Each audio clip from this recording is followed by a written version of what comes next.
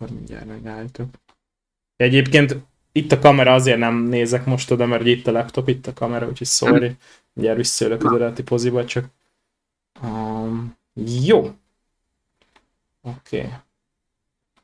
Csekkolok egy streames dolgot, hogy működik. Kérlek szépen, mondj valamit. 1, 2, 1, 2, 1, 2, 3, 1, 2, 3, 4. Kérlek szépen, mondj valamit. 1, 2, 1, 2, 1, 2, 3, 4, 3, 4. Kérlek szépen, mondj valamit. Fogsa. Tökéletes. Így lesz jó. Ezt feltoningoltam a hangot az OBS-en belül. És akkor gyors megosztom a Steam linket a chaten, és akkor kezdhetünk.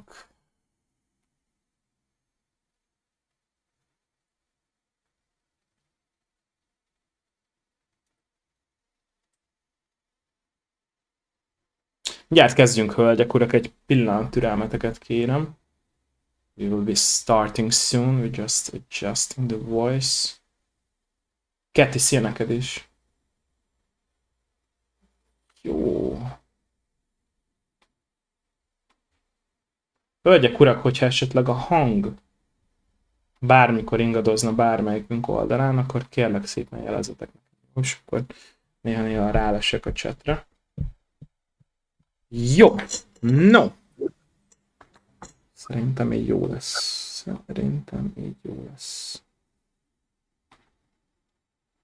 Oké. Jó. Akkor te is hallasz rendesen, ugye? Igen. Jó, szuper. Jó. Szólj, csak kezdhetünk egyébként, és akkor.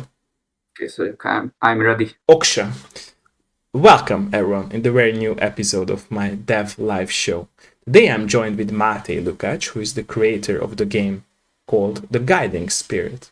First of all, I would like to say that I'm very thankful and very honored that you joined us for today's episode of my Dev Live show. And like I'm always saying, let's start with a little bit of introduction. So please introduce yourself for us. Sure. Thanks for having me in your show. So as you mentioned, I'm Máté. I'm the developer of The Guiding Spirit. I started this whole game dev thingy approximately 6 years ago. And basically what I bring to the table when it comes to the spirit is that I'm programming it in Unity. I'm designing the world, this fantasy world it takes place in. And also I'm writing the story, designing the rule set. Recently I started to draw pictures for it, so basically I'm creating the art part as well. And and the music is done by a composer, a very talented composer, a Hungarian one actually, Kristóf. So he's doing the music behind the trailer as well, and also he will do all the original soundtracks for the game as well, the in-game soundtracks. And I'm also working with an illustrator who helps me out with the art. So that's basically the small team behind The Guiding Spirit. Yeah. I see. Thank you for that. So my very first question would be, like always at my shows, what was your very first contact with video games as a player, if you remember those times of your past? Okay, I think I was a little kid when this happened. We were visiting one of my cousins and I saw him playing, I think it was Baldur's Gate probably 1 on his PC. And I was, I was obviously very curious, like what is happening on the screen. So I went to him and asked him, can I play a little? And then basically we played together, but that was my first interaction with video games. Obviously I was like blown away. I really liked these, when these little fantasy figures trying to, fight off these monsters coming at them, and there was a story behind it and all that, a lot of like walls of dialogue and all that. So yeah, probably that was the first interaction. I see. From that point of your life, what was that moment in your future life where you realized that, hey, I would like to work on video games, and how it all started for you? It's a tough one because I kind of like always knew that I want to create something which probably would be best format in a video game format. I see. Um, I remember when I saw my brother playing these, these fighting fantasy game books where you flip the pages and go Okay. back and forth, and then it's not kind of like linear, but you have this story spread out, and you take these options, and you are controlling this hero.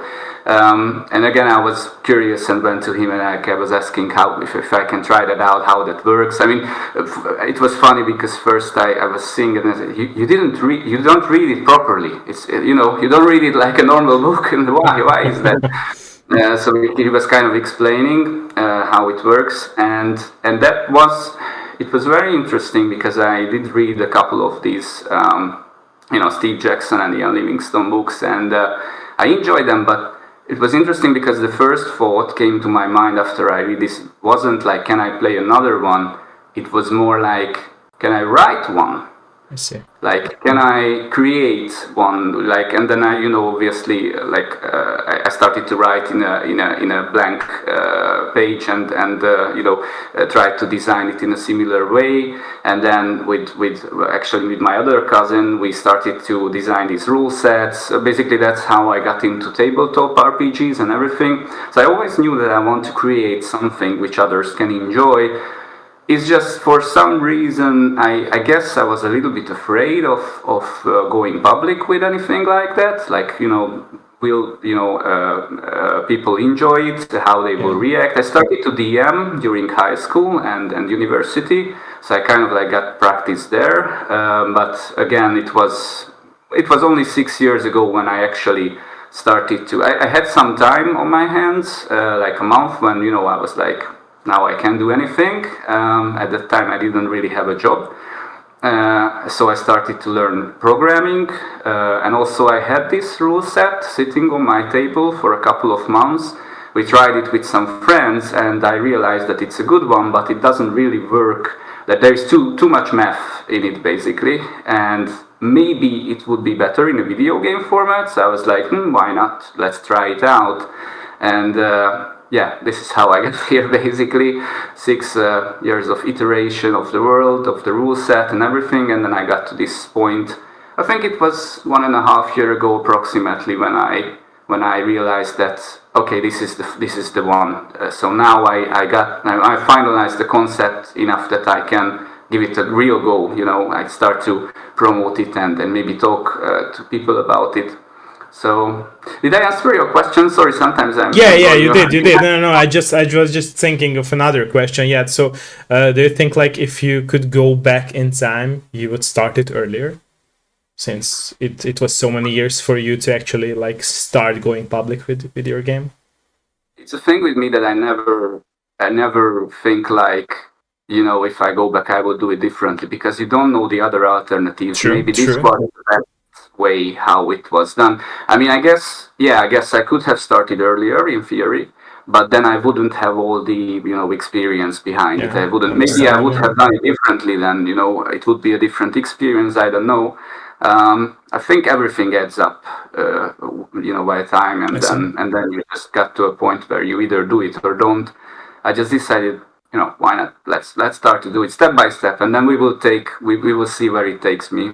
I mean, again, I iterated on it for a couple of years, so the concept of the guiding spirit wasn't the exact same concept. The world didn't change that much, so the world I actually had 6 years ago, at least the foundation of it.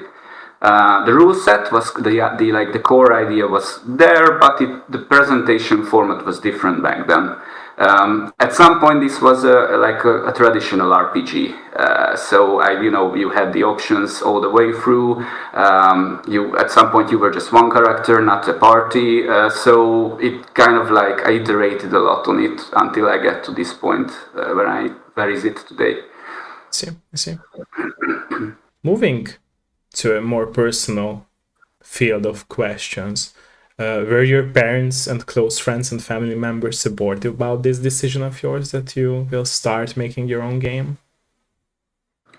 I would lie if I would say that they were like directly encouraging me to do this. However, like my parents gave me this solid background, so we didn't starve. We obviously got proper education, so they helped me. They obviously loved me, and they helped me to get to the point, where I am right now.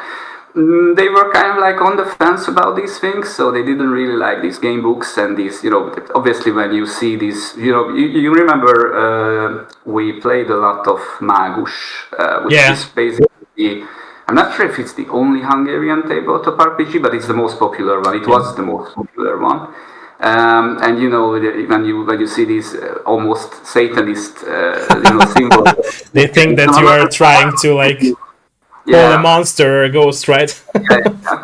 I remember my mother opened the book the first time, and it was the how to make poisons page, and how to craft poisons, and I was like, oh, that's probably not the best interaction. I would have started to, introduce elves or something, more nice. But yeah, poison making. I'm taking poison during high school, yes.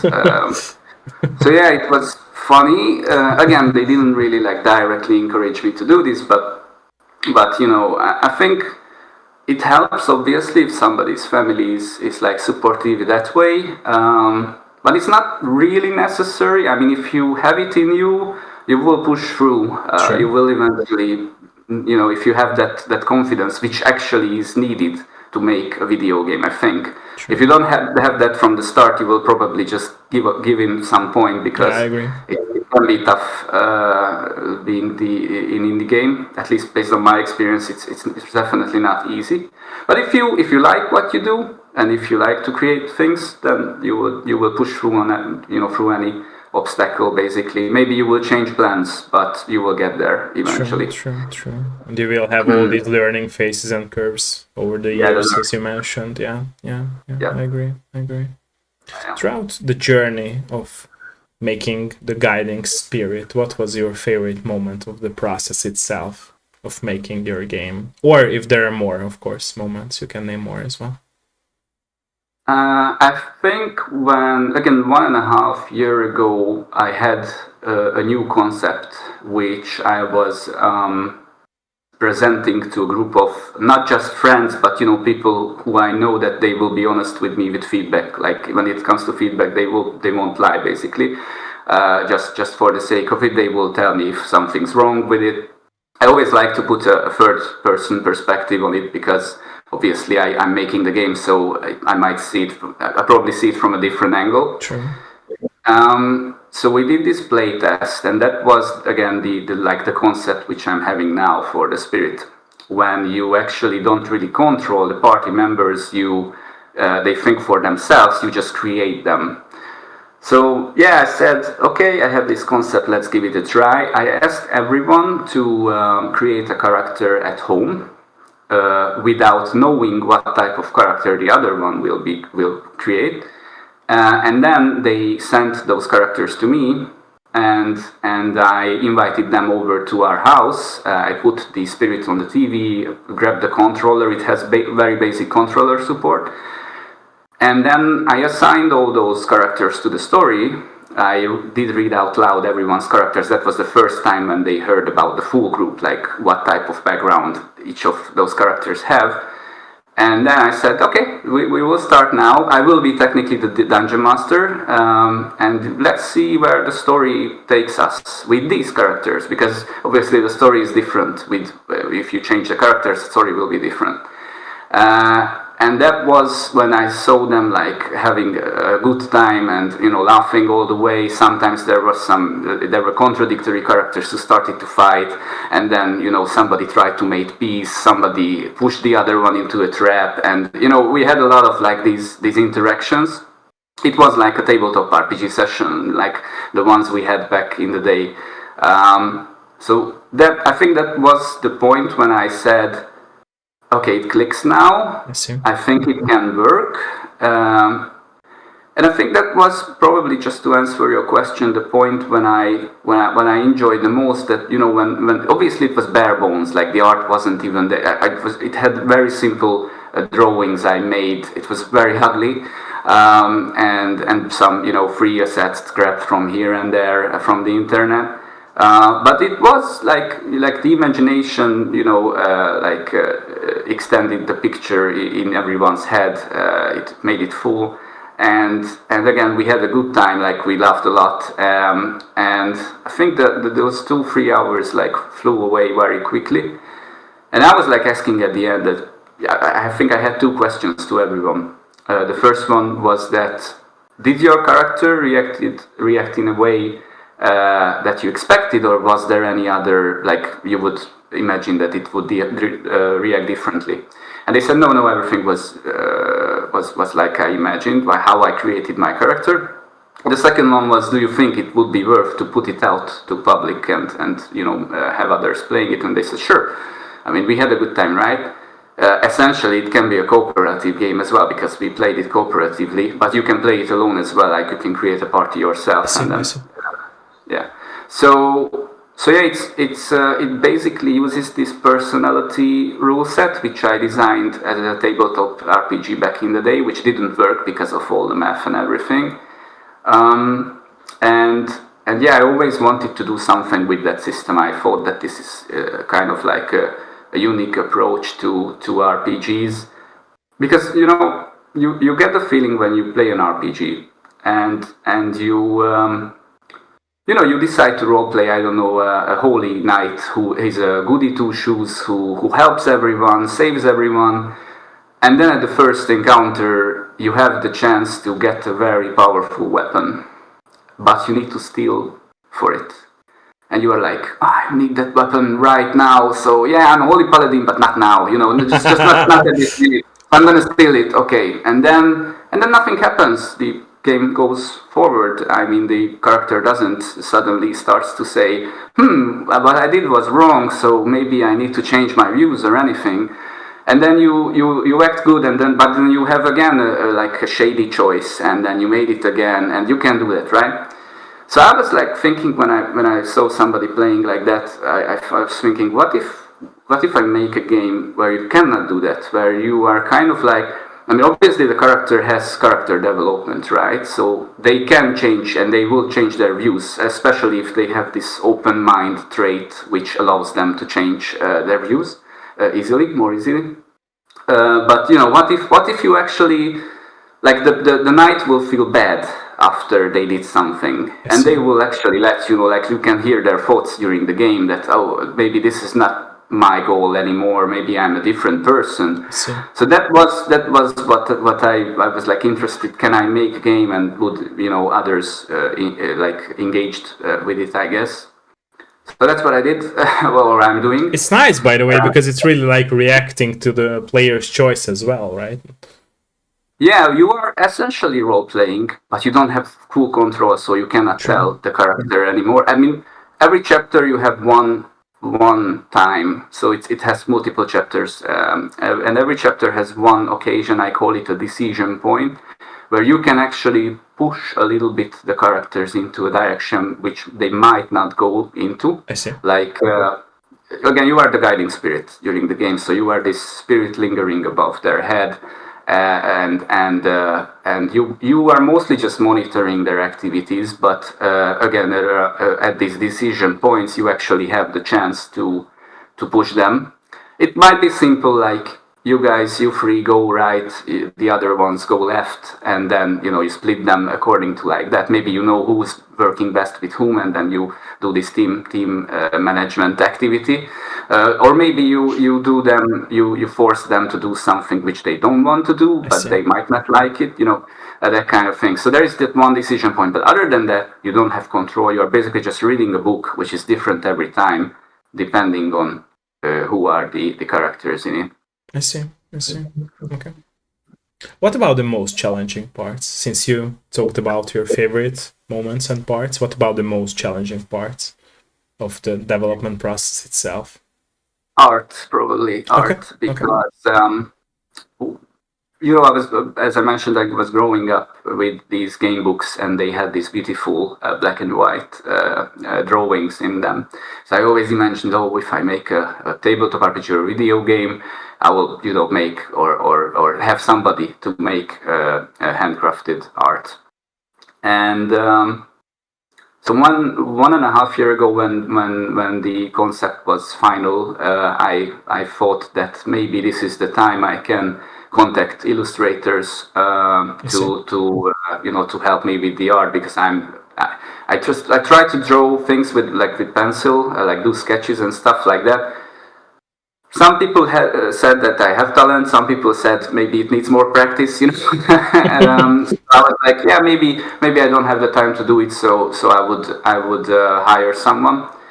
But then the realization kind of like did hit me that this is obviously it's a full-time job, and it's a hard job to be an artist, especially for a game like this. True.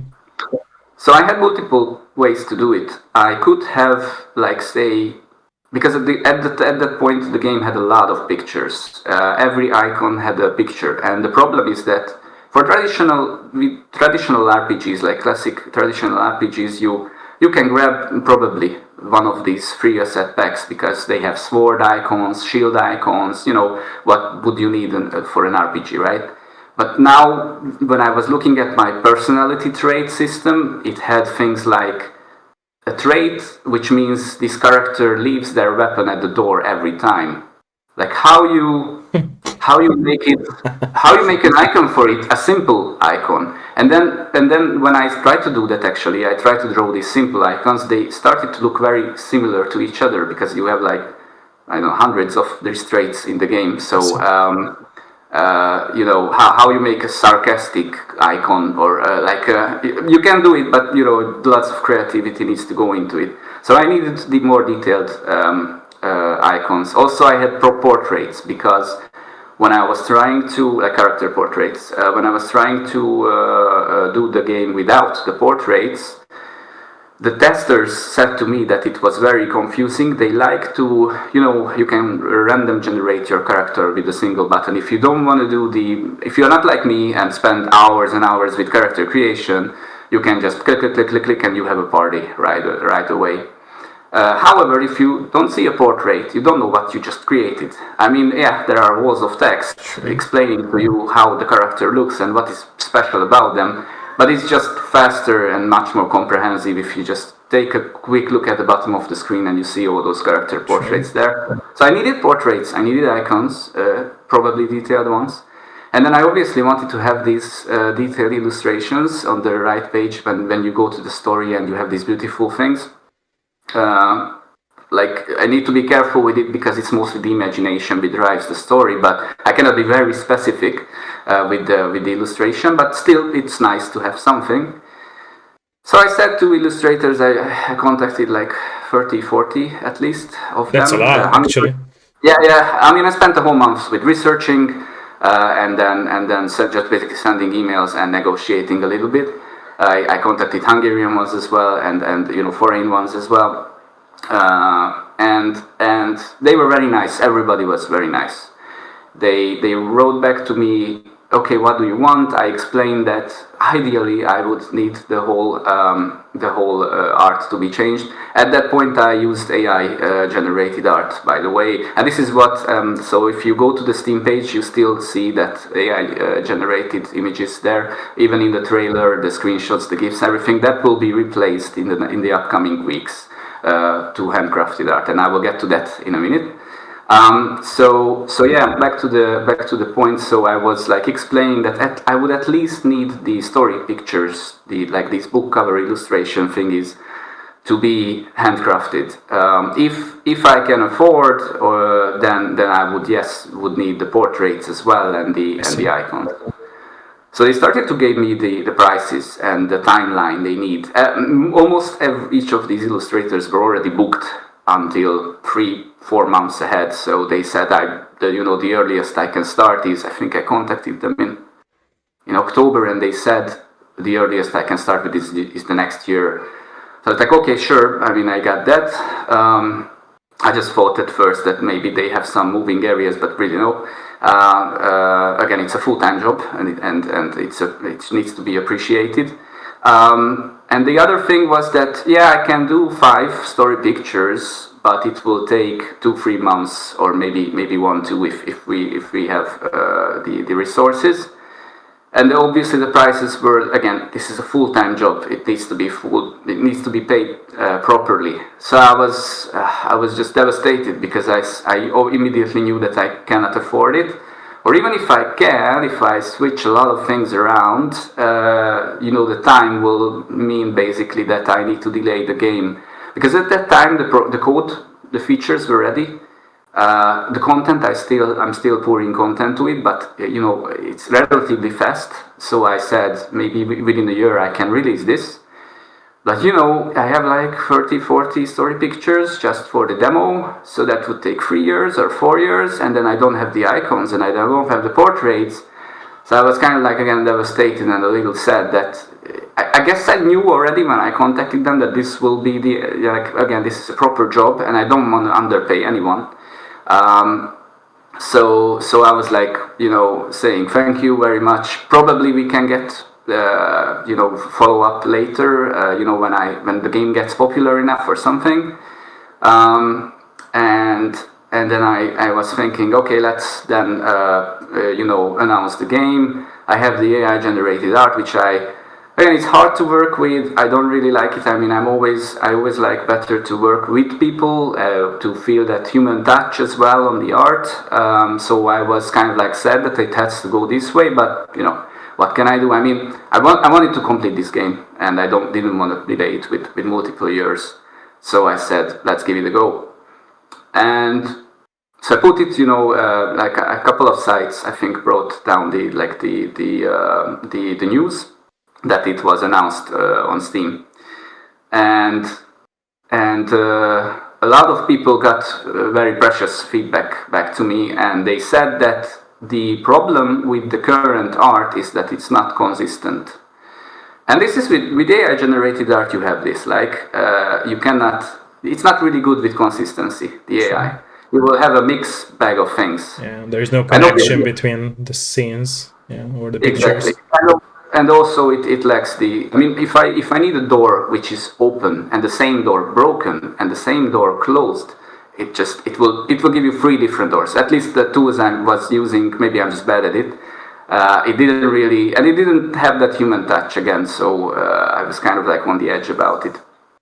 So yeah, this was definitely a challenge. And once people started to put that feedback after the announcement, I was like thinking about how should I do this. And I bought, I was actually able to get my hands on one of these drawing tablets. So I was like, what if I have a more simple art style?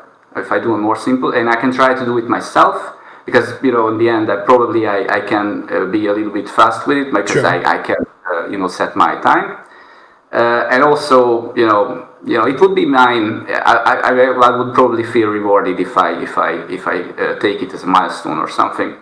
So a couple of months ago, I started to draw. The first results I was showing to people, and they said it's actually quite it's fair, it's all right, it needs practice, but they definitely see the direction. I wanted something which is consistent for the entire game. So I created this line art, this black and white line art, similarly to those game book illustrations. The background of the game is a book, like there is an open book in the background, you're basically reading the story.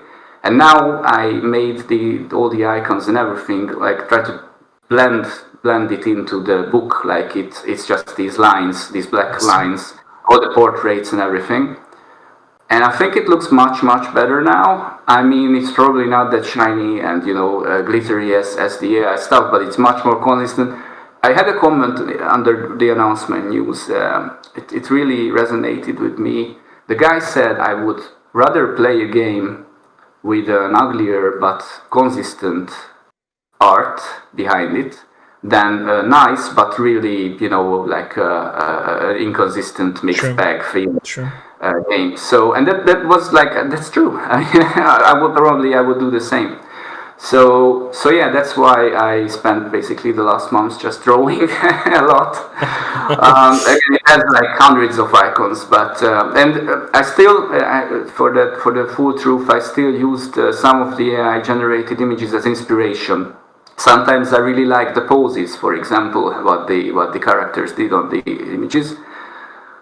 They just had three arms or pointing.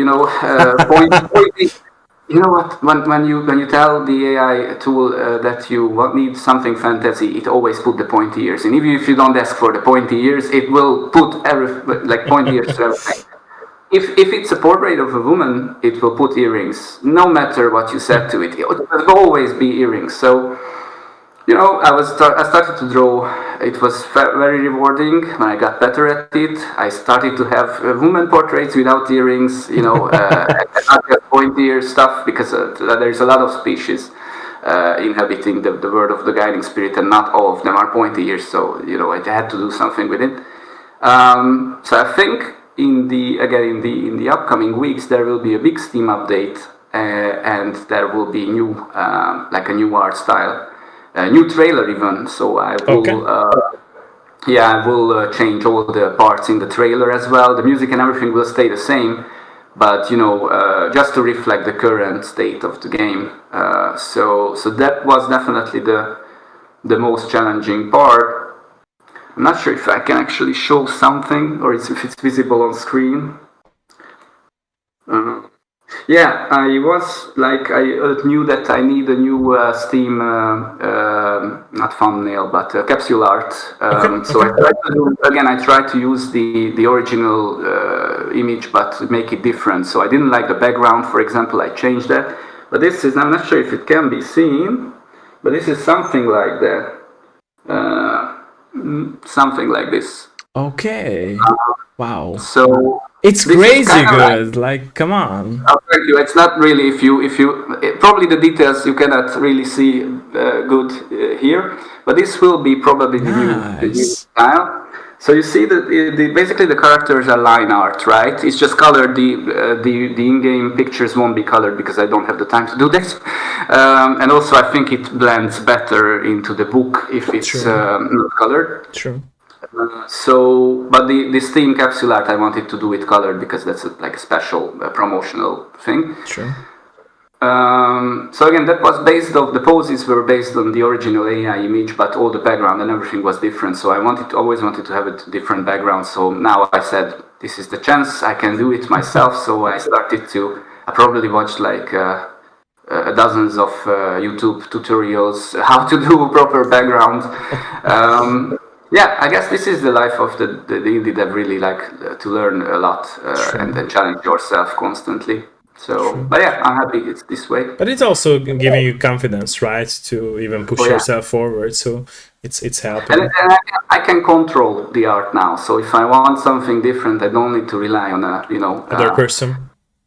Yeah, I mean, I don't think like it's a complex conversation. I don't really want to get into the AI topic.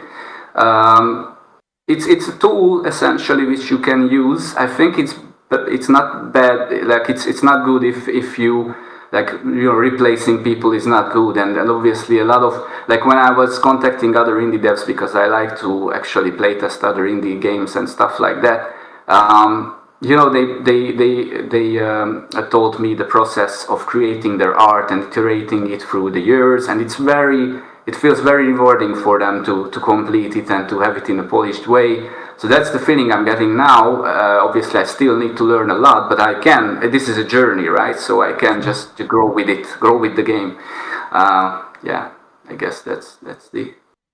No, I totally agree. I mean, like there are some points that if you think behind the screens about AI, it really can help people evolve and learn. It's just the way how they like taste it, we could say, how they like start to work with AI, in my opinion. But yeah, it cannot replace the human touch, in my opinion. So that's very true.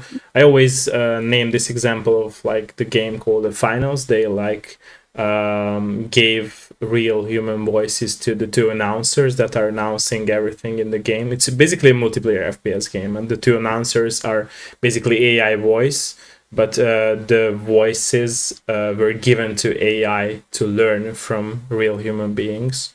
So, and it's a very good solution in my opinion, because it really like resonates with everything that the player do during a match. So it can work if people know how to use it, in my opinion. But yeah, like I said, it cannot replace that special niche feeling of the human touch. So yeah. It's interesting because one of the like commonly discussed topics in the world of the guiding spirit is actually a special power called arcane intellect. This is basically the magic system in my world. And if you see arcane intellect, shortly AI, it's kind of like a flick, to the Okay. to the to the like they have this special power. Not everybody has access to it.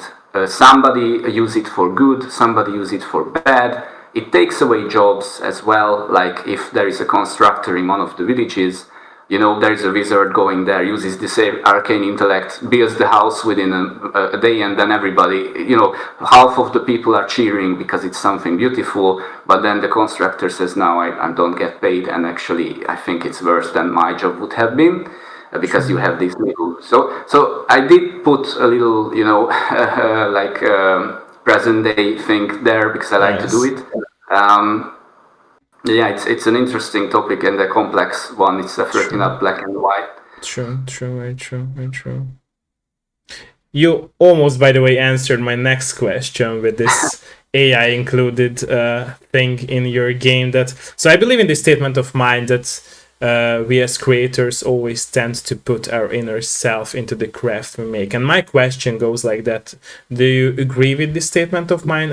If your answer is yes, what examples could you name? Could you bring us to the table? So what or how do you put yourself or your experiences about anything that you had in your life into the game that you are making now?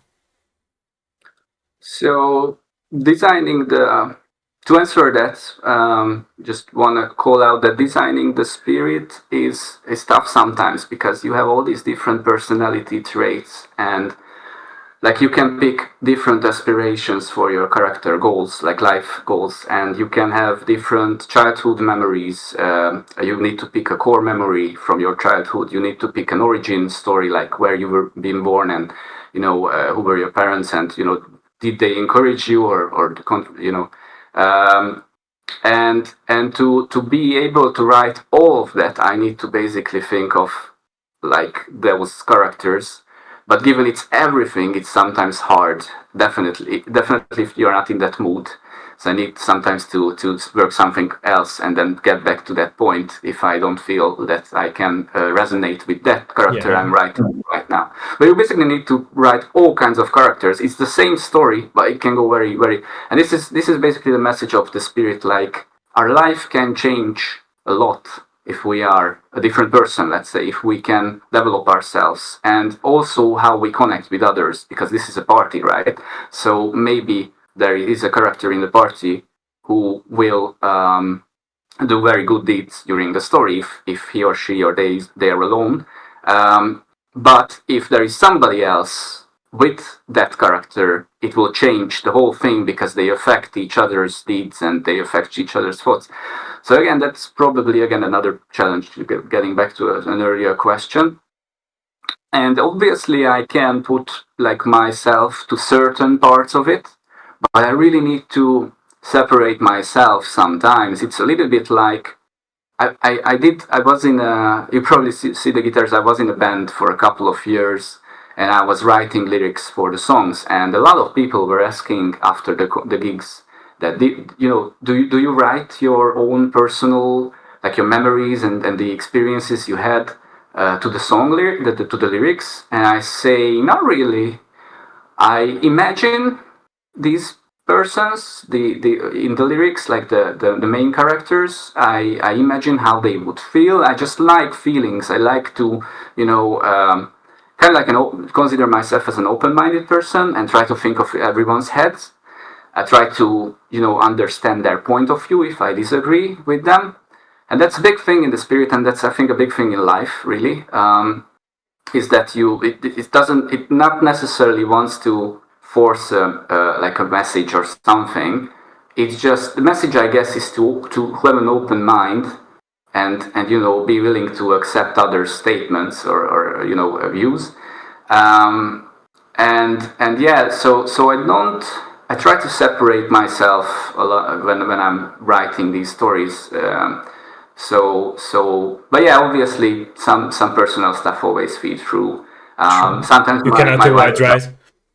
yeah, sometimes my wife tells a joke and I say, oh, can I go to the spirit? It's very good. So maybe if I have a goofy character, it might say that at some point.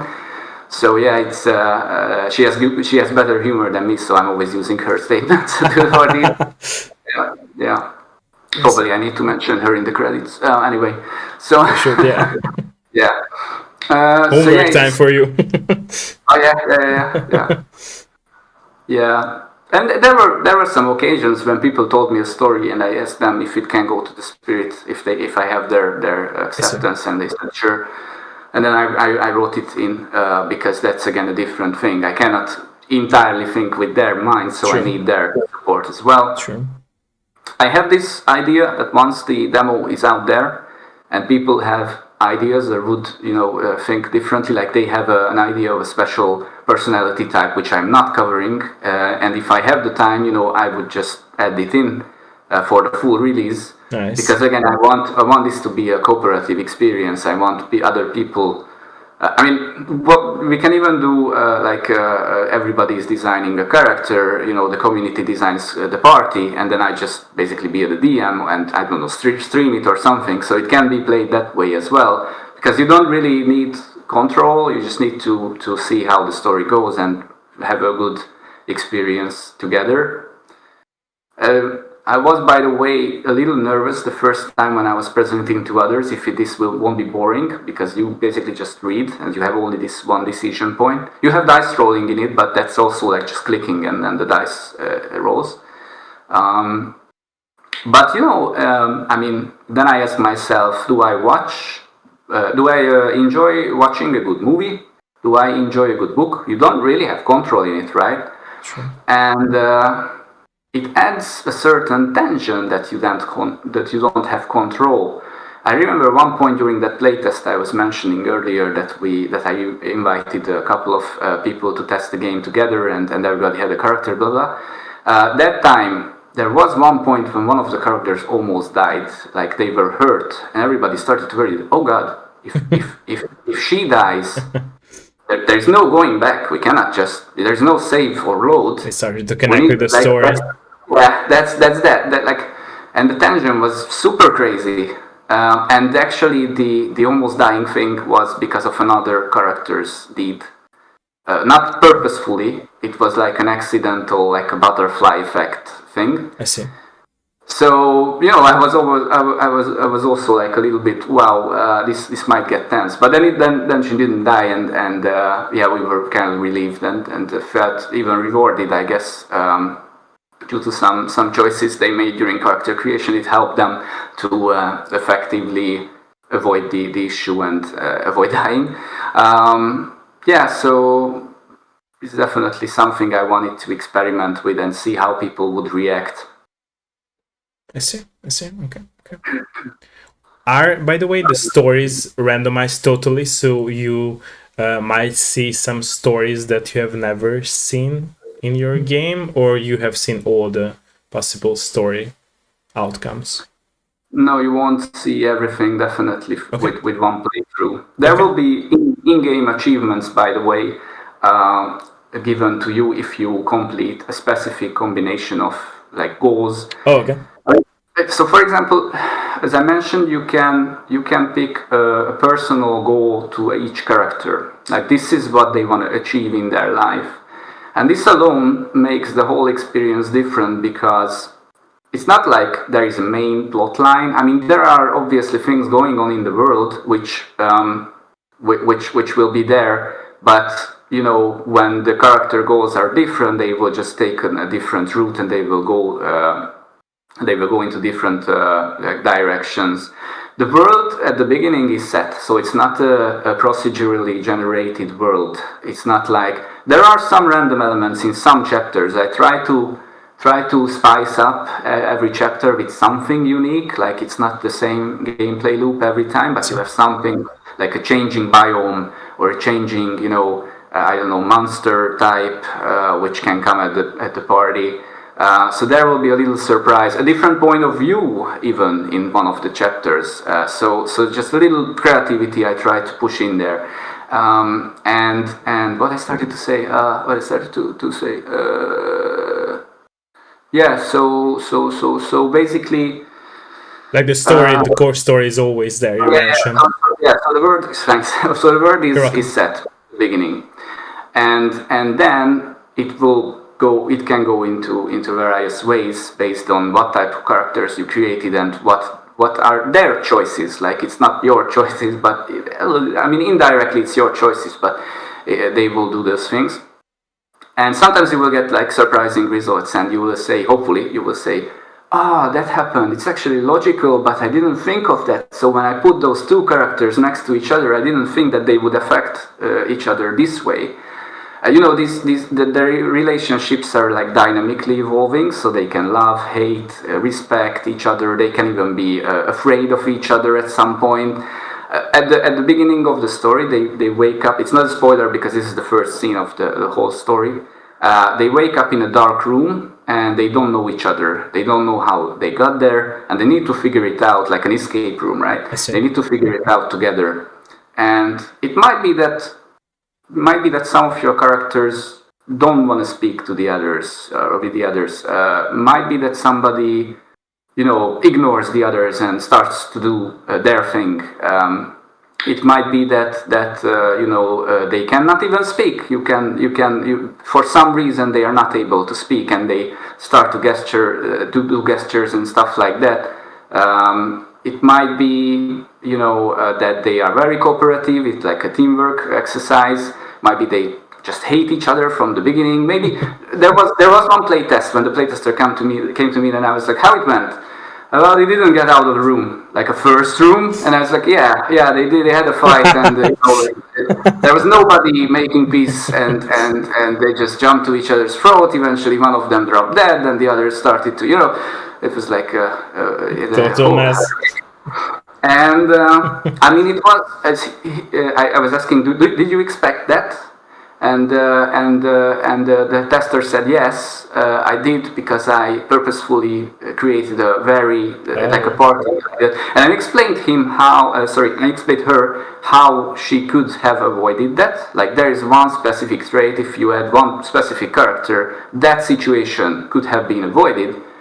So she was like, really? Okay, that's interesting. So this is how I hope the experience will be, that you are playing it, you learn things, you understand now, okay, you replay it, and then other things happen, and you thought you have understood it, but not really, so you replay it again with a different tactic.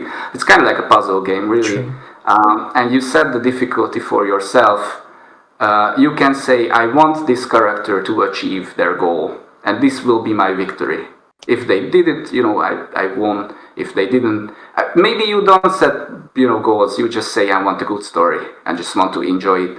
Maybe you want a character you create, like an evil character, and you want them not to succeed. You want them to fail. Like that can be a thing, right? You are interested in to see how they would fail and why. So it can go a lot of ways. Again, the world is kind of set. At the beginning, but like these organizations and everything will go different ways based on these characters' actions. So certain organizations might disappear, certain organizations they might not even meet during the story because they just didn't go that route. There was during the testing there was a sleepwalker character who every character needs to pick a challenging trait, which is like something which is like a penalty or maybe a challenge. And one of them was sleepwalking. So immediately when they got up, they were like, how did I get here? Oh, probably that's how I just walked again to some place at night. So okay, the dark room now. Yesterday I was in hell or something. So that can also change a lot of things. There was another character who was like this very terrifying orcish creature, but they liked that guy liked to tell poems to everyone. So that was a personality trait which you That's can probably combine. me in the game. When it comes to like allowing certain traits, because some traits are contradictory, you cannot be evil and good at the same time, right? But sometimes I have these gray areas, like when the monster who likes to tell poems, and I'm like, I rather allow it because I think that's player creativity. If you want to roleplay a character like that, you can. If you want to play an idiotic wizard, you can. If you want to play like a genius barbarian, you can, because that's one thing Josh Sawyer from Obsidian, he had this GDC talk when he was talking about Pillars of Eternity, which is a game franchise I really like. And he was mentioning that they wanted to give the players that freedom, that if they want to, because sometimes when you play D&D, it's a little bit like I really need to put points into that stat, so my wizard is good. Otherwise, they will be like very bad. They won't be viable. But now here, yeah, it will be challenging if you make an idiot wizard, let's say. He probably won't really be able to speak to the others, and the others won't understand what he's saying. Sometimes he will just walk into traps and stuff like that, which will be interesting. But you can do it, and there is character development. So I'm putting these little rewards in the game. So if they develop themselves somehow, or another character makes You might them save develop everyone, right? yeah, then they might change a little bit, and it's more experience. If you overcome a challenging trait, you get more experience. You basically overcome one of your failures, right? So you get more experience than the others, and maybe a different perspective. So I want to reward that as well. Yeah. Okay. You mentioned, by the way, controller support. Are you planning to release your game on consoles as well, or just PC for now? Just PC, definitely. What I want to do. A lot of people reached out to me when I announced the game, and this is why I wanted to announce it a little earlier, even with the AI art, just to start networking and see how much interest goes into the premise of the game. So a lot of people reached out to me to ask for Linux support. So that's I'm planning to do. I just didn't have the time yet to test it properly. Controller, it works with the controller. I mean, there is not too many. Probably the character creation will be tricky because that's where you need to click on things and scroll and stuff like that. It does work right now. It's just very basic and probably not for a longer period. It's not really pleasant to do it. So at the moment, I'm trying to narrow the scope to make sure I put out a good game without bugs on PC only. And then we go from there. I mean, a lot of people also reached out to me if it will have multiple languages, and that's another thing because of how the scripting system works. It's not easy. It might be impossible for some languages to translate. I need to look into it because I don't. It's not as simple as just sending the text to a person and then they translate it and it's back. I literally need to go in there and check some script, change some scripts because they are working based on the English grammar. Like they are changing the text based on the rules of the English language. I want to do it in Hungarian because I feel confident about that language, obviously, and I think I can do it. But yeah, other languages, we need to see how it goes first, how much demand it is, I see. What about the physical editions? Are you planning to have any physical edition to your game? I didn't think of it yet, to be honest. Okay. It would be nice. It would be nice. I really like when a game is released via that way.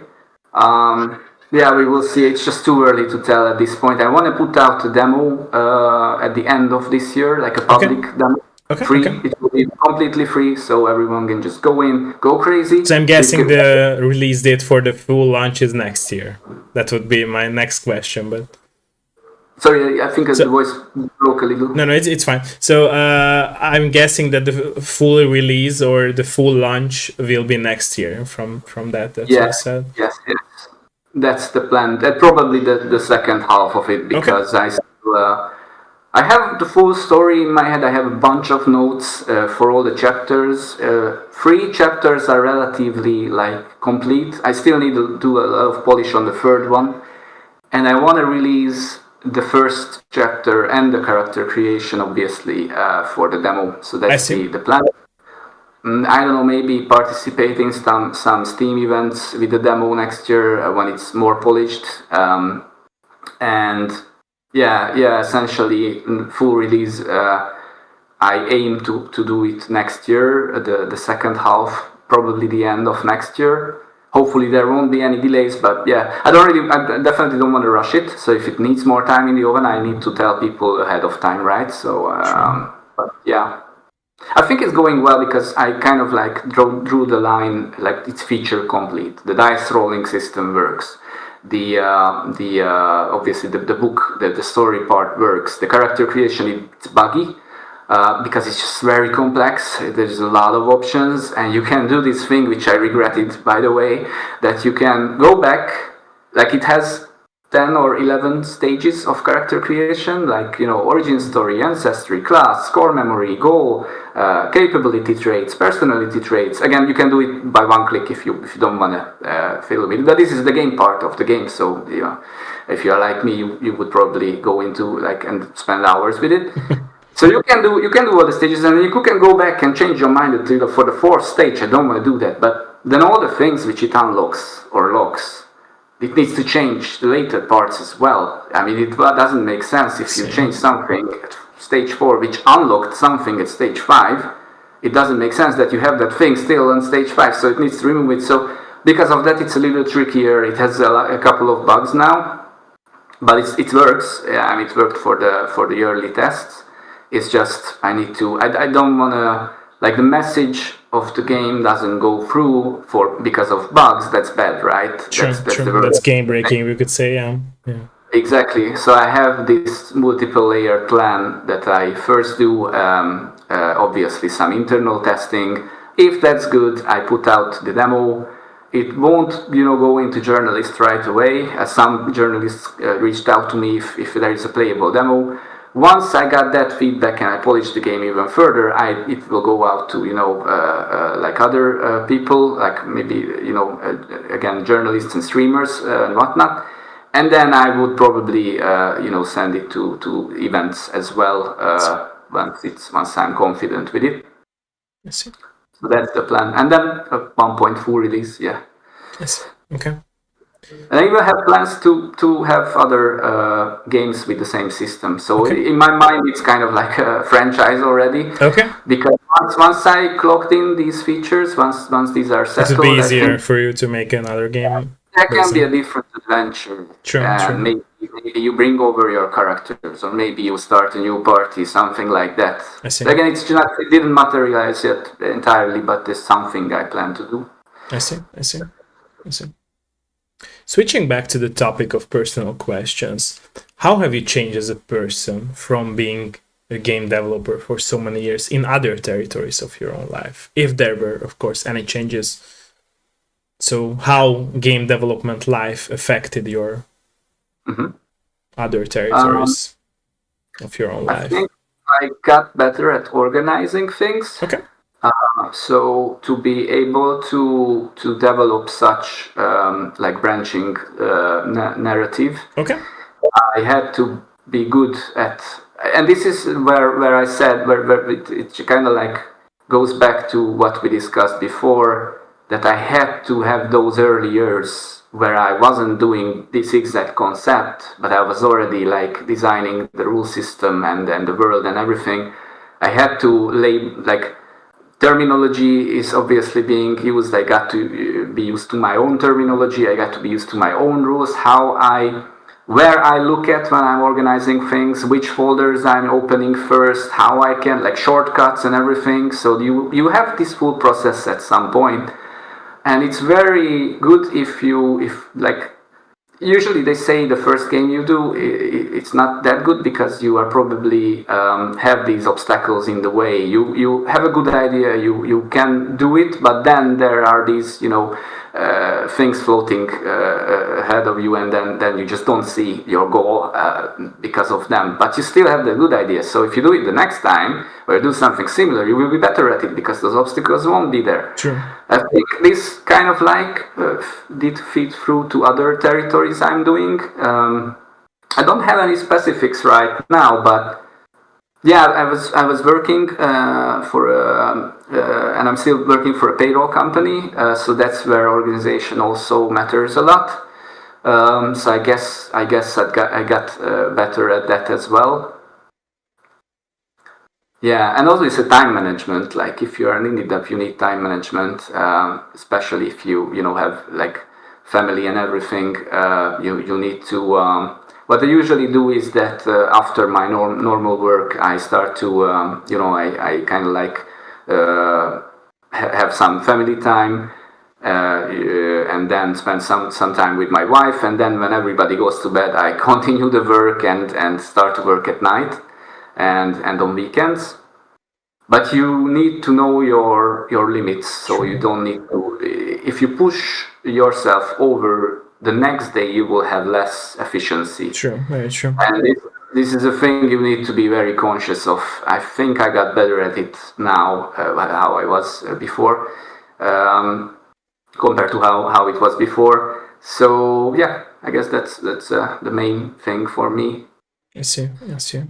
Yeah, because it's easy, like, if you're so passionate about your game, to put so much work in it, and you don't see the clock, what's the time on it, right? And you just pass away the bad time of yours, and it just takes away your energy from the next day. That picture I was showing on the tablet, I was like going to bed. Before sleeping, I just do a quick sketch, and that was what came out to be that night. Quick sketch. Because I think 1 or 2 o'clock in the night, and I was like, oh geez, I need to wake up so soon. So, okay, let's polish it tomorrow. But just 10 more minutes. Just 10 more minutes. And yeah, it's always like Heroes 3. If you play Heroes 3, just one more turn. Yeah. And then you basically you have this save file called 1998, because that's when you finished the last one. It's still half finished. Like we had this save file with friends, which we always continued that Heroes run, and we just never finished it. We played for hours, but it's a very big map. And we were always joking. We started it years ago, but we're still playing that same Heroes 3 map. Yeah. Yeah, it's passion, and it's in my opinion, it's a case just when it comes to health limitations, you have to accept it at the end of the day, right? So yeah, very true. Okay. What about the future? So you mentioned that you would like to also make other games in this universe with this system. Would you like to make a very new game as well, like not based on this core system that you invented? Yeah, I mean... or you rather stick with this core system and this universe? For now, I think, yes, I would stick with it. What I have in mind is another game mode which kind of like changes the game. Okay. It was actually one of the iterations I did for the Spirit. I started to work on that like 4 years ago, but then I realized that it's a too ambitious, at least for myself alone. It would need a team probably to do it. The code is still in the Spirit, that's the funny thing, so it still works. You can actually, if you know the cheat code for it, then you can play that version. It was so you had not a story, you had like multiple small stories. Okay. Which is usually like a one-day story from the morning to the night.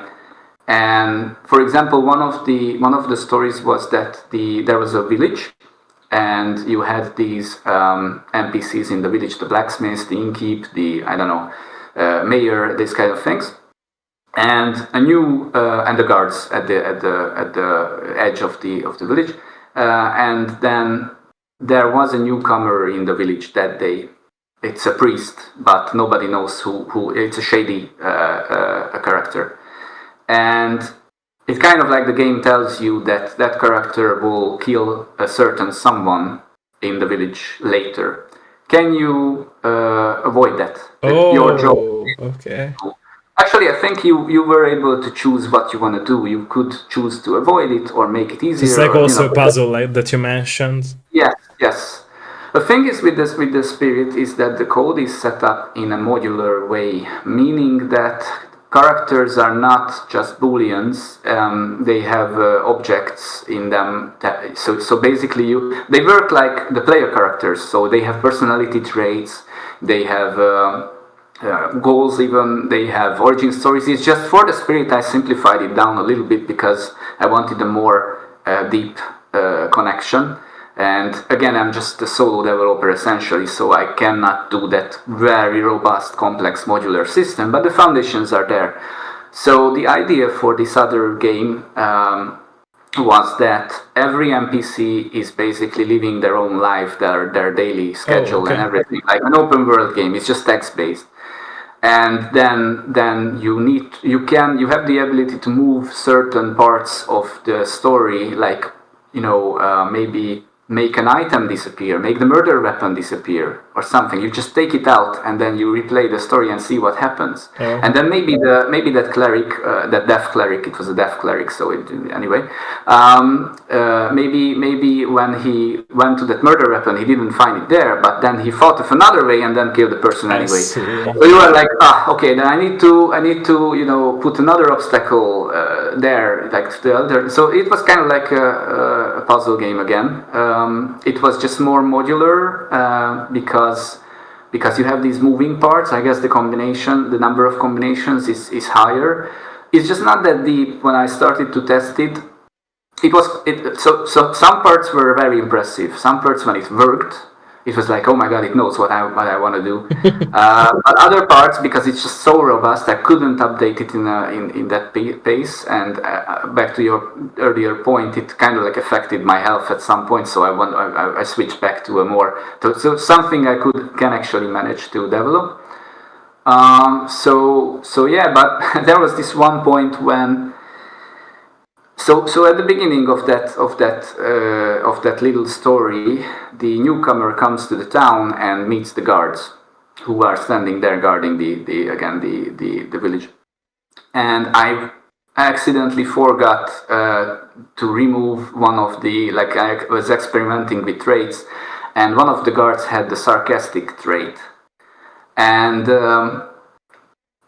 I think somehow the newcomer hit the guard for some reason, and I was expecting to the guard turning back and say, "Hey, do some furious shout or something," and then hit back. But I left the sarcastic trait at the guard, so he was saying, "How delightful it is that you made your acquaintance." And I was like, okay, so there was a sarcastic guy who made a joke about him hitting, me being hit. And I was like laughing out loud. I almost spilled my coffee because I didn't expect that. I was like, oh, okay, this is because it's a sarcastic part. Okay. So yeah, it's a modular system where things can happen which you don't expect. It's pretty similar to the Spirit. And it's also part of the fun, right? Sometimes. Yes. It's just the Spirit is obviously I was able to make it more deep because I have less. Or I have more control over my options. It's still a lot of options. It's still very ambitious, and sometimes I'm like, okay, I can do it, but the Spirit has this. I can always like cut some pieces if they are not polished enough. So with the modular system, it's trickier because if you remove one of the modular pieces, it will remove it from everywhere. It doesn't just remove it from that scene. It will remove it from everywhere, and it just makes it very hard to track what's happening and why it's happening and why is that bug there still. Probably it would need a team, but that's one thing which I occasionally, think of. Like, if I don't know, let's say the game gets popular enough or something, or the franchise even, then I can do another game mode. Maybe dial it back down if needed, but still a little sandbox basically, where you have these little stories and then you can like engage with the environment and do this again. There you would be some kind of Spirit again. It's just you are not playing with a party, you are affecting a situation, let's say, or trying to avoid it. Yeah. Yeah. I see. Okay. What was the goal with the length of your game, by the way? I wanted to ask that too. So one Well, playthrough, how much time would a player need to spend to play through the full I launch don't version know. of the game? Or you are Don't not know. sure still?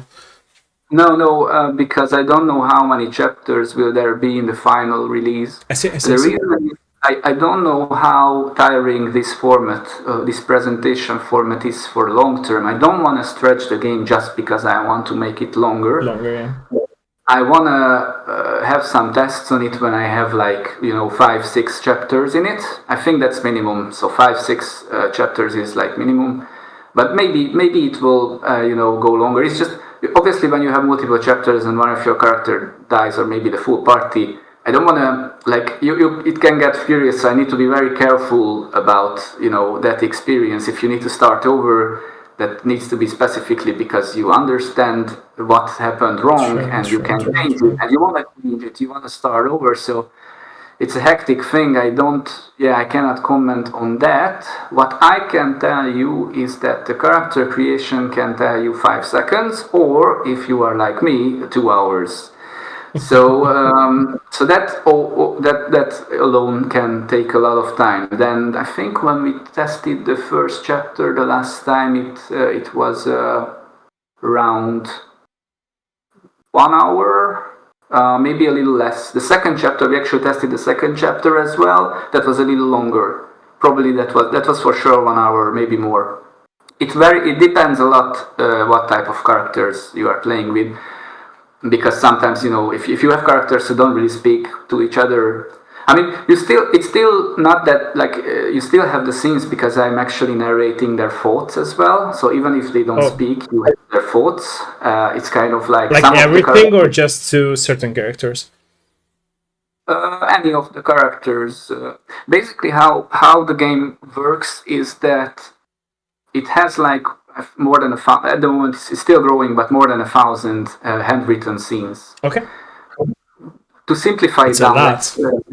yeah, let's say the scene is that one of the characters says it's raining. It's a very, I'm just simplifying it down, but let's say that it's usually more, but for the example purpose, it's raining. Okay, so the game basically see, okay, this is where you're at. What are the options for the next scene? You go scene by scene, like in a book. And okay, one of the characters can speak. They are in the party. Check, check. And they would be state something obvious in this situation. Check. It's raining. Then it goes to the scene. That scene has multiple variations to it. So the character can say it's raining because they want to go under a shelter. They might want to do it because they just stating the obvious for fun. They might just complain. You can have the always complain trait where the character complains and basically irritates everyone in the party. You can have that and then it just say it. And then I give this, like I express their thoughts as I said, and maybe have some gestures. There is a gesture generator script which generate gestures next to what they said based on their personality. So they can cross their arms or things like that. I see. And and and okay, so you have the variation. You based on what like who that character is, the game picks that variation, and even in that variation, it goes. There are some scripts which are replacing things in the text, because the characters might say some words in a different language. Maybe they speak more on their native language, so there will be some foreign words there. Maybe they speak more sophisticatedly, and then some words will be replaced by that. And basically changes a little bit, like adds some flavor to the text as well. So that's the third layer, and the fourth layer I think is another script which just checks for like if the grammar is not right. Sometimes I do the same mistakes, I realize, and then it goes through and replaces those words appropriately, like it corrects basically, like a grammar checker, and then you have that scene. So this is basically the process behind how it generates or writes or selects the scene, and it goes from scene to scene from there. Sometimes you have multiple characters involved in a scene. It always checks their personalities, their goals, their current status. Maybe they currently are happy or sad or whatever. So yeah, basically that's one funny thing with that was that you can. I was thinking if it can be one of the promotional hooks for the game that you can curse or swear differently, like at least 10 ways. You can curse like a pirate. You can curse sophisticatedly. You can curse like very simple, like That's the Hungarian heritage, let's say, right? Yeah, obviously. And you can combine these, so you can be, like a sophisticated pirate or something like that. Josdiacha will probably love the game. Yeah, thanks. So yeah, I can make it as one of the core features. I was actually surprised when first time it happened because it replaced some words in the text. It also picked that variation. I was like, oh, okay, that's a little raw, but all right. I mean, I didn't expect them to say that I'm an onion head plum plucker or something, but okay. So yeah, that's I guess the flavor to it, that it generates all these and it selects all these scenes, and sometimes I forget that I put some scene there and I'm surprised on the outcome, which is again happening over 1,000 handwritten that's scenes. a lot. Yeah. Okay, that's really sounds awesome, by the way. So it's. I hope it comes together well. I mean, I hope so too, and I'm sure it will. Yeah, I cannot wait, by the way, to see the actual new art for the game. When it will be released for your Steam page? You said coming soon. Ready. Yeah, I'm almost ready with all the in-game art. I just want to make it right, so if it needs a couple of more days, I'm gonna take those. And as you saw the Steam capsule art, I need to edit it to different sizes, so there is still some work there. And then the trailer, the trailer is also there. So probably in the upcoming weeks, I would say. But for the demo, for sure, you will have all the new stuff, and probably I will polish it one more time until that point. So yeah, I mean, again, it probably won't be that shiny as it would be made by an illustrator, but no, I love it this way. By the way, that you showed your art, it's awesome. And I love the fact that, like you mentioned, it's black and white, like in a book. So yeah. It's really it's an immersive experience, in my opinion. Also work with an actual illustrator. She does some in-game art. The characters can actually have inventories, and they can pick up books. For example, there is a bookworm trait. If you pick that, the character will have books even at the start of the game, of the story, and you can read those books. So if you are that kind of person who reads every lore book in Morrowind or Skyrim or whatever, and you can go into that book and read that little story, that lore. It's kind of like an optional Will it be, by the way, narrated? That's what I wanted to also ask. Will it be narrated by somebody in the game, like spoken out loudly, or you have to read for yourself as the player? You have to read, and that's. I don't really have illusions that probably this game won't. People don't really read or like to read nowadays. Yeah, that's why I asked it. That it would be nice to have a touch like a narrator who narrates the whole story. Yeah. The problem is with that replacing words text generation part, right? So I understand. So you cannot record it. Yeah, it needs to. One of the first questions under the announcement was, will there be an AI voice? Because they don't really like to read, and I said, no, I'm down to read it. Just asked because it would be a nice addition or a nice touch to have it. Yeah. But I guess it's hard to maintain, as you mentioned, that sometimes it's not randomized, but giving a new word or something to the conversation part. Your voice started to get lower. Can you hear me now? I do hear you, but your voice is very low. Okay. Can you hear me? Not sure what's happening. I think it didn't. There's nothing changed in my end.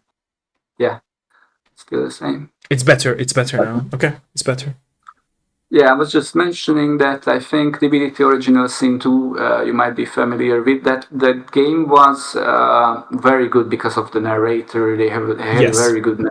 Yes, I I did really play like. it, yeah. It would be nice, but yeah, for the Spirit, I don't think it's possible. And I don't really like the idea of having an AI one, which would be possible. But yeah, I mean, I guess we It will would take see. away from the experience if you would use AI, yeah, in my opinion. I guess it could be optional, and then people can choose. For now, when we were testing the game together, I was basically acting as the dungeon master, and I was reading the story. I tried to, make hand gestures and everything, like how I would usually DM tabletop sessions. And I think that added to it. Like they said that it was a nice one, nice presentation format. Yeah, I mean, I guess when you are just playing it solo, then you would just need to read it out, I see. like yourself. Yeah. Okay, okay, okay. Before I ask some more questions, are you down to answer some questions from the chat as well? Because I looked at the chat and there are some questions from the chat as Mhm. well. So For let's sure, no thank you, problem. thank you. Mini says, by the way, I think I don't have to translate it. Egyébként gyönyörű a grafikája az egész játéknak, so she basically said that the graphics of your game is very nice and beautiful. And she also asked that okay, let me translate. Yeah, some people might be disappointed with the art style change. So if the art style changes, then there might be somebody who doesn't like. I try to make it very similar. So again, when I was showing that capsule art, it's almost the same poses and everything. Like the mood is there, but it will be essentially different, right? It will True, come true. from so. That's a thing I made the decision that hopefully, what I heard is that people who like traditional fantasy and fantasy like this, they usually like the more handcrafted art. True, true. I agree. Yeah, yeah. So I try to go into that, for that audience, I guess. True. I totally agree on Sorry, that. there was a question, I think. So this is Yeah, yeah. Let me read it and translate it. Yeah.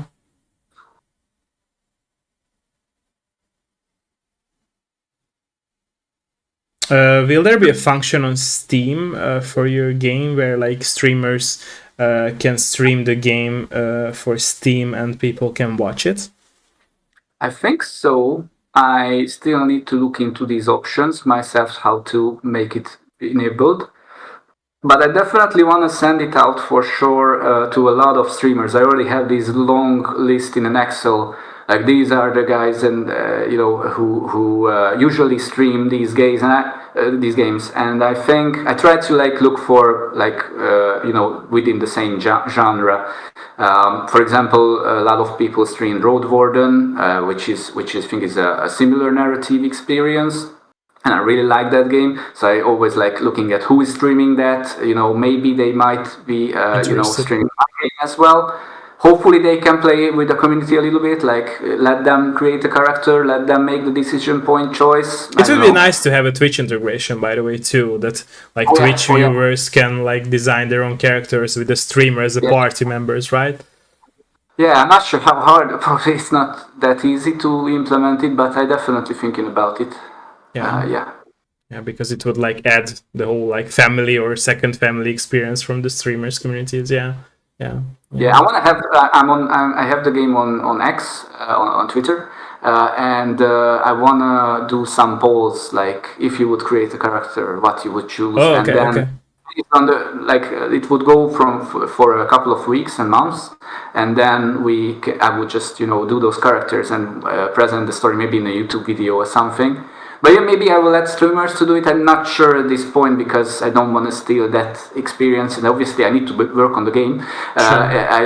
I was falling into that hole previously that I was working on marketing, let's say marketing and promotional stuff so long that I actually forgot what I had Took to do away for from that. the actual game. Yeah. I have this schedule, so I'm very strict with myself. I need to finish this thing at the end of the month. And if it slips for something, I just prioritize the game. The game is first. It needs to be bugless. It needs to work well because that's when the message goes through. Everything else can wait. Maybe it will have less sales, but again, I don't really have illusions. This will be probably just a niche thing. I hope it will have success, and I'm sure because like it's in my opinion it's unique, and there are not a lot of like novel RPGs or RPGs, let's say, that really needs people to like read and be part of the whole game by reading it. So I think it's niche, but it can like find its audience, in my opinion, because there are a lot It's of hard to explain in an email why it's good. I mean, I remember the first time I was really bad at it. I was trying to explain this to a journalist, and they said, "Okay, so I don't control the characters. So what do I do?" And I was like, yeah, that's true, but there is a like you need to keep again an open mind about it, and then hopefully you will like it. True. Yeah, That's why I always say that, like, from the player's perspective, players first need to like realize what they are playing with, because there are like very niche games which need players' knowledge about the game and what the game is about and how to play it. That's how they will be able to have fun, because if they do not understand the game, they won't have fun. It's true for, like, let's say, not that niche but like more simple games, as like multiplayer games, where you have to like learn the basics of, for example, of shooting, right? But you have to learn in order to have fun, in order to have those positive experiences that you won a match because you did good, right? You, for example, had more kills than your friends in a FPS game, and that's how you challenge yourself. So I feel like it's true for every game, that if you want to have fun, you have to learn the game. So it's not just you click and fun will come, but you will have to learn. When I found a way how to present it, the journalist started to came back that, oh, okay, this is actually, as you said, a unique thing. Like I didn't see it. I mean, there are other games like where you need to. There is something like Adventurers Guild, like where you need to create heroes and to send them to quests, but it's in a different presentation. It's in a book format, so I didn't see this exact way doing it, and probably not. Those are not really going into this deep personal, like inner monologues, like this Elysium or something like that. Like when this Elysium started to actually was following that project from the beginning, when nobody basically knew about it. Yeah, you mentioned. I was freaked out because there was 1 year silence between the updates, and I thought that it's cancelled. They had this dialogue tool problem. Anyway, so when I was like reading one of the updates telling that these are these personalities and they will talk to you, and I was like, oh Jesus, this is technically a little similar to my game. It's just you have the companions, the party members, who are these personalities in the spirit. So it's a little bit similar to that, but eventually it turned out to be like again different presentation format, and obviously it's another world and another purpose. But yeah, it's when I was like finding that way how I want to present it, it clicked for a lot of people, and they said, when the demo is ready, just send me the code and then I'm going to review it. So that was a nice feeling that some people are at least interested. I don't have tons of wish lists and not too many followers, but hopefully at some point I will have at least a small community who can interact with me. I'm sure it. And to add to this wishlist thing, I feel like wishlist can be like a tricky thing to talk about, because like there might be the cases where like there are so many wishlists for a game, right? Even like 10k or 100k wishlists. But when it comes to the release of the full game, it might be released when so many other games are releasing too, so people have to pick and choose which game they will buy, right?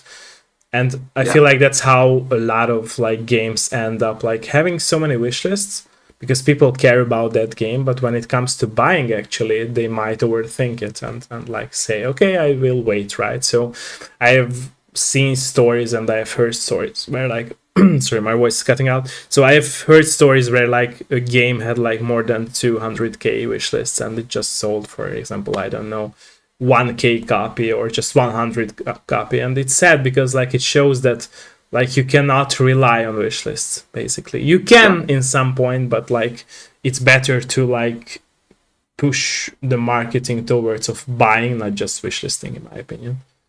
Not sure if it shows, but this is basically how it would look like in game. Like nice. I'm trying to. It's probably blurry, right? Yeah, it is, but I can see it, the core of it. Yeah. Well, I spent the months like all these little icons. Love it. Like the one. So yeah, this is how it will look. It will just blend into that book format. I just it came to my mind that I can actually show it because I have it in the tablet. And yeah. I mean, I could show screenshots, I guess, but it's not polished yet, so I wanna wait No, it's until. okay. It's totally fine, and I'm glad that you showed it. So I appreciate that. It's like exclusive footage, we could say, right? Yeah, premiere. Yeah. Yeah, premiere. Yeah. Thank you, by the way, for the question from me and the answer as well. Are there any more questions, ladies and gentlemen?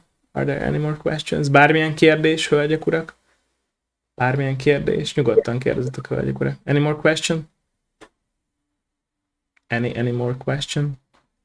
Don't forget to be on the lookout for the game. Check out the Steam page, by the way. I link that to my chat and on my Discord as well, so you can check it out and give a wish list. It deserves it. Sorry, my voice is cutting out. I've been speaking so much today and not drinking any water. Bármilyen kérdés, hölgyek, urak? Any more question? How your perspective changed, by the way, as a player from being a game dev? Was there any change in perspective? No, when I'm watching a movie or playing a game now, I try to think about how this could be a good ending, like story. Oh, okay. How like rewrite, reshape the story. I'm disappointed if they don't go that way, which is not fair, really, because the probably the way they went there, they had reasons, and sometimes gameplay overrules story. Like they couldn't just go free, and then for example, what I don't really like in RPGs is that I like to play them, at least myself, again, this is just my view, that I have time, I can go side quests, I can go here and there, and usually they put this very urgent story, main story, that you need to do this now, and you need to go to that guy and follow that guy, like in Pillars 2, or in Baldur's Gate 3, you need to, you don't have time to rest or do the camp thing. You actually need to, progress, and then I'm just like, there's so many beautiful content around me, and I want to engage them, and then it turns out you actually should and can do that in that game. But anyway, my mind when I'm playing things and watching movies or reading books, even it immediately goes to narrator mode, I guess, and then I need to turn it off to enjoy it. This is just a cool story. And then I can actually enjoy it if I manage to do that. So I guess that's one way how it changed me as a player. I don't really play as much as well. I'm watching other people's play sometimes, as I want to learn about what they like to stream, what type of content they like. And I'm watching a lot of game dev videos instead of playing. I think GDC talks can be very interesting. I watched multiple times there is Inkle, John Ingold from Inkle. So the way they translated the sorcery games to a video game format, that was kind of interesting to me, because that's again a book format video game, which was actually based on those game books. Those physical game books, and also again, Josh Sawyer is one of the guy I'm following. I really like what Larian is doing with their games. They always have their interesting. Actually, have a YouTube video up where I'm talking what games inspired. Yeah, I've seen that. Yeah. Features of the game, like Fallout, you have these dumb playthrough, and the character doesn't they don't really know how to speak, and they have this gibberish thing. So that kind of inspired the dumb run for the Spirit as well. Yeah, last year, just a quick anecdote, when we were testing, the party was in a dungeon, and they could go two ways, right and left. There was two paths, and you had a decision point. You could decide who goes right and who goes left. And I was turning to the testers, how you want to split it. This is the only choice during the chapter, how you want to do it. And they had one character who was dumb, who was this imbecile, not the sharpest tool in the shed character. And they said, that guy should go right, everybody else left. And then we will see what happens, if he's gonna make it. and there was this. So that character went into the right the left anyway to the different direction, and there was a string trap, like there was like a thin string, which there was a perception check, which that character actually succeeded to do. Like he noticed the string, but he was not the sharpest tool, so he was like, "I'm touching it." And then the trap engaged, and then it killed the guy. And it was like, okay, like what would have happened if he doesn't succeed in the perception check and he just accidentally steps over, or maybe if somebody else would have been with the guy, because the party would have decided differently, and then they would like, no, don't touch it, we just need to carefully step over. It would have gone differently, right? True. But they send the guy to alone to his death basically. So that was a choice they made, and it was like I wasn't sure if the game will react like that. I didn't remember what kind of scenes I put there. But when it reacted like that, I was like very proud of myself, because I said, okay, I did counter that, like I did think about that solutions, and they were actually surprised that the game reacted like that. So these small triumphs are very rewarding. So yeah, very true, very true. And I can see how many times, like replayability, how many times people will actually replay your game, because it really shows that there will be occasions where they will have to replay, but also like for the fun factor as well, they will do that as well to like try it out in a different way. So it really matters, in my opinion. Yeah. You mentioned, by the way, working with others. Do you believe in perfect synergy when working with others, or is it something that develops out throughout the process of working with others? Do you believe in what? Sorry. Like perfect synergy between team members. You mentioned like working with others, that you worked sometimes with others. Yeah, no, or is it something that develops out through the process of working together? No, I think so. I love like when you are working with someone, I think you need to give them a little space to do their own thing, because that's where they are good at that, right? So they are the expert. You are not the expert. Obviously, you have your idea, and again, open mind. You need to keep an open mind. I really like to talk to that illustrator I'm working with, Christina and Christoph, the composer, because usually, for example, how it goes is that I'm showing reference music them, but I'm saying that if you don't like that, if you think another direction would fit more, do your thing. Show me some examples, and then we can together select the one which fits. Like if there is a certain scene, and this is hard in a personality-based game, because the party can be like any type of characters, right? So it shouldn't be too specific, but it certainly needs to set the mood, at least the environment. It should match somehow, yeah. Yes, and I love this going back and forth with Christoph, because I'm telling him if it's not a good direction, so I'm telling him that this is not. It might be cool for another piece later. So let's keep that, but let's look at another one. And he's very, very open-minded as well, and very talented, by the way. If you didn't watch the trailer, I know it has the AIR. I did. But yeah, you guys, if you watch, that's his music out there, and I think it's very cool. And we already work on a lot of in-game soundtracks as well. I think the music adds a lot to the game. It's very, very nice. True, I agree. Yeah. So I love working with him, because we have this, as you mentioned, synergy, and this discussion, basically, like what would work best for the game. He asked me to show gameplay so he can feel it better, like the immersion, and that's a very good thing, I think. He needs to basically picture himself and be in the head of the player as me. Same development strategy as I'm programming or writing the game. He's composing the music based on what type of game it is. And with the illustrator, it's nice because I think I forgot to mention that. So Christina is designing these in-game books images. So that's the part she does, and again, she's very, very talented.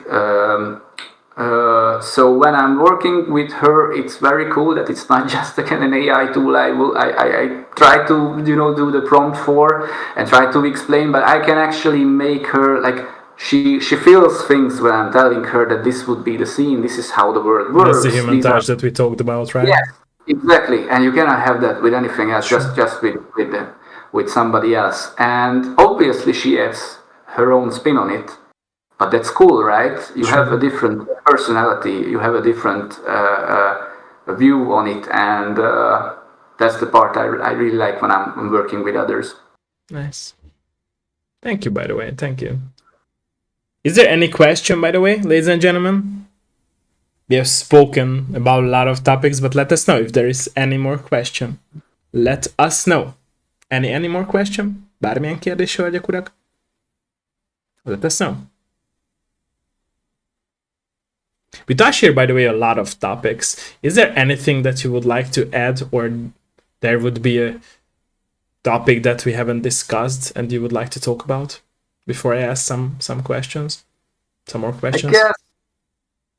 I guess, I guess there is the dice rolling mechanic we didn't talk that much about. Okay. I mean, there is some let's say RNG in the game. You can choose if you want to see the actual dice rolls. That's the only 3D mechanic in the game. I actually watched a lot of YouTube tutorials how to do 3D stuff on top of 2D stuff, which wasn't easy, but it works now, I hope. Sometimes the beginning the dice were falling off the screen, which is like, okay, critical fail, but I don't That can happen it, as well, right? In IRL too, so. Yeah. So everyone will die just because of it. Yeah, you need to be careful with RNG, especially with games where you cannot reload, because what you don't want to do is that because of a bad dice roll, the whole party dies in chapter 4. When the player feels that I did everything right, this is my 4th playthrough. I learned which path, where I should send these guys and what direction should I push them, and then it's just unfair.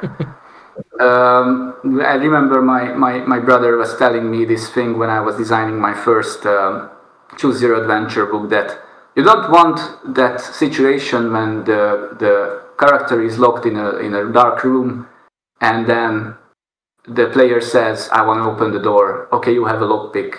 Let's roll. Failed. You are there forever. Game over. And again, it's just not fair. I mean, you should be able to at least try to bash the door or find the button on the wall which opens secret path. Somehow give them options and then make it interesting, make it personal to them, that okay, this is why my character was able to get out of like that, because they are that type of character. And I think this is like how in general tabletop DMing should be. To make it interesting, yeah, obviously you need to put some tension on it. Some characters might die. No problem. Some characters might die, and then you feel that you don't like when in Game of Thrones, right? When the characters die, I think it's not a spoiler. Everybody knows that book is not really kind. I don't want to spoil a lot of people die in that story or those stories. The first time one of the main characters dies, you feel like devastated. Oh my god, like they literally killed off like one of them. This is similar to the Spirit. If one of the main characters die, you are frustrated a little bit because you still have a long way ahead. But you have the other characters. They need to also they are grieving and everything. They need to get used to it and then move forward somehow. And you need to do the same, literally. And then there is this tension that what if another one dies? Now I feel it more like it's a game, but still it has that tension. And you really cannot do anything about it because you don't control the characters. You just trust yourself that you did the right choices. You made the right choices during character creation, and maybe during the decision points, and maybe during the dice rolls, luck is also with you. But again, I'm trying to put luck, back to the original topic, I'm trying to put luck as not like the core factor in that, so it just flavor. By the way, you can critically fail and critically succeed checks, not just fail and success, and it will give you it might give you a different outcome. I see.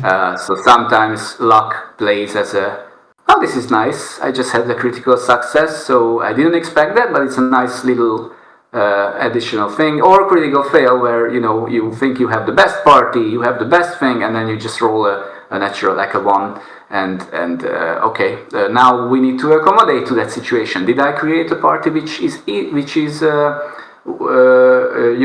good at adapting themselves to new situations, because you have the adaptive trait, and like yeah, it can go many different ways again. Very nice, very nice. I love, by the way, how deep mechanics you inputs or have in your game, and it really shows that you have so much passion for your game and it's unique. So I really hope that a lot of players will love it, and it will be appealing for them. Do my best.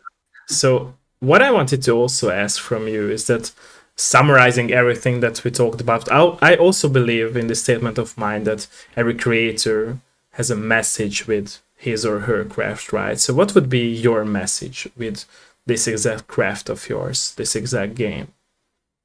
If you would happen to summarize a message that you always wanted it to be there for the players when they play your game, what would be that message?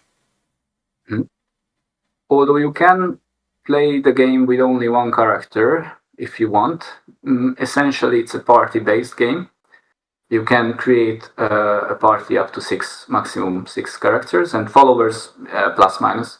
And I think the message would be how things can change if we connect with others in certain ways. Like again, if you would be just that one character, it obviously has a set route. But then if you put others next to it, maybe they will influence each other in certain ways, and the whole story, like a butterfly effect, right? Maybe if you put two characters together in a room, they will act in a way that many weeks later an organization will thrive. True. Because of that small thing, it has a butterfly effect. And hopefully this will be, later chapters will be interesting in the spirit, because you will feel that maybe not at the first playthrough, but after a couple of playthroughs you will feel that effect, and it will hopefully click that, okay, this is why. And I think in real life also it matters a lot how we react to each other and how we are able to discuss. That's what I wanted to ask from this topic of that. Do you believe? Sorry, by the way, for interrupting you. Do you believe that as we are created as humans in real life too? Let's say by character creation, but of course, like our parents gave birth to us. So do you believe that as we have like all those talents, skills, and everything in our life, maybe health issues as well, do you feel like it's already set up how we will live our life based on how we were created, just like in your game? I know it's a more philosophical question, but I like the question. Yes, but you still have decision points per each chapter, right? True. So life is like, again, full of chapters, and sometimes you have these decision points when maybe your little guiding spirit above your head can push you a little bit, but essentially you will make the ultimate decisions, and you will decide how you connect with others, how you care for yourself as well. So yeah, I think it's just like real life, and that's what I wanna, I guess, put it there as a message. Hopefully there is no dice, right, in real life. But there are some occasions, in my opinion. But yeah. Yeah. Somebody would be the dumb, like, orc who steps in the trap, like you mentioned, in real life. I mean, I like developing this game because it pops up these philosophical questions. For example, the other day I was testing again the game, and somebody was evil, like they had the evil trait. I was thinking, why they are evil? What's their motivation behind it? True. I agree. And what the game tries to do when you have, obviously, during character creation, you combine these traits. You can combine the goal traits with the personality traits. And that will define, or maybe the childhood traits, and that will define the reason why they are like that. And your background story will mention, like, for example, if you have the I want to, seek artifacts and find all of them in the world, that will pair it with the gets bored easily trait. If you pair the two, then basically it will tell you a story that you were always bored, you didn't really care about what your parents were doing, but at the same time you were interested in artifacts, so you went out and it kind of combines the two and try to make sense of it. And it can be funny when you pick almost contradictory traits. It will give you a very unique personal background story, which you don't really read in traditional fantasy, but it's there, it's yours, and you can play that character, let's say. So I'm just fascinated by all the variations. And again, if there are these gray areas, I'm usually just allowing it and try to make the game react to it, rather than just saying it shouldn't be possible because it doesn't entirely make sense. Again, like you said, being open-minded about it, right? Yes. And also, the most interesting evil characters in movies, games, I think, are the layered ones, are the complex who have ones. motives, behind their choices. Yes, they're just pure evil. Usually, the main characters find the motivation behind it and try to understand why they do what they do. True, very true, very true. So you can define why you are evil, basically, in the spirit because of that. Yeah, I agree totally. Yeah. That's why there is a quote in Hungarian too that like real life experience always makes the best stories, right? So it's like you mentioned, your game has that quote in it too, like telling those stories like throughout the choices of like how people create their characters, I guess. Yeah. Thank you, by the way. Thank you so much for everything, especially your honesty and that you are willing to take this road of the developers and you're willing to push yourself forward with your unique ideas. It really means a lot to me, and I'm sure that it will mean a lot to players, to other players who will play your game. And by the way, thanks for the question from Minion. Thanks for everyone who is here and who watched us. Don't forget to promotion time, like we talked about. It's important too. Don't forget to wishlist the game, right, on Steam. The Guiding Spirits. Hopefully we will see soon a demo as well, and you can try it out for yourself. So yeah, by the way, thank you so much for your time, and thanks that thank you so much that you joined us for today's episode of my Dev Live show. Like I said before, I will need some more of your time of stream, but for those who were with us here live or will be watching back the VOD version on Twitch or YouTube, like I said, don't forget to wishlist the Guiding Spirits, and also be on the lookout for the demo and the full launch probably next year. And yeah, thanks everyone who joined us for today's episode. Have a great day or night, depending where you live. Bye bye, everyone. Bye bye. Bye bye.